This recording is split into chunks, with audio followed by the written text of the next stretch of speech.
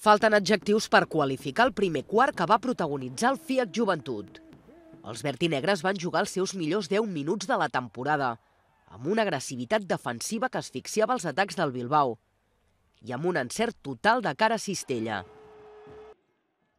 Tot plegat va conduir a signar un parcial de 26-2 en 6 minuts. Cada acció de la penya feia vibrar els 5.000 aficionats que ahir es van aplegar a l'Olímpic i al final del primer període el resultat era de 34-15. La penya havia anotat 5 dels 9 triples que havia intentat i no havia fallat ni un dels 8 llançaments de 2. Els vertinegres havien repartit ja 9 assistències i la valoració global de l'equip era de 48 punts. La de tot el Bilbao junt era de 8. La intensidad de acierto es fácil, después se juega mucho más fácil.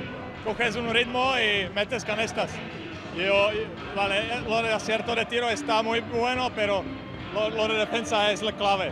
34 punts en 10 minuts, tens de fer coses positives. És cert, també ells semblaven aguantant allà 10 punts, han demanat minut, i nosaltres, en comptes d'aturar-nos, hem començat a córrer. La gent que ha sortit a banqueta, tothom ha portat, i ells no han sigut capaços, no han pogut parar el nostre encert. I el partit ja no va tenir massa més història. Els de Salva Maldonado van seguir treballant sota la mateixa premissa defensiva i van mantenir a ratlla el Bilbao durant la resta del partit. El conjunt basc no va oferir cap argument per a la reacció i la renda va seguir creixent. El millor del partit va ser Pujeter. El base va signar la seva millor actuació amb la samarreta de la penya, 20 punts amb 3 de 5 en triples i 24 de valoració.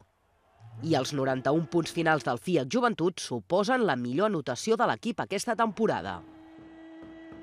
Tot plegat es va produir sota l'atenta mirada de Pere Tomàs, assegut a la banqueta de lesionats. El capità de la penya va ser també un dels protagonistes de la nit, i és que al minut 19 de partit els aficionats vertinegres van voler donar el seu suport a l'Alé, que s'haurà d'operar del genoll i es perdrà el que resta de temporada.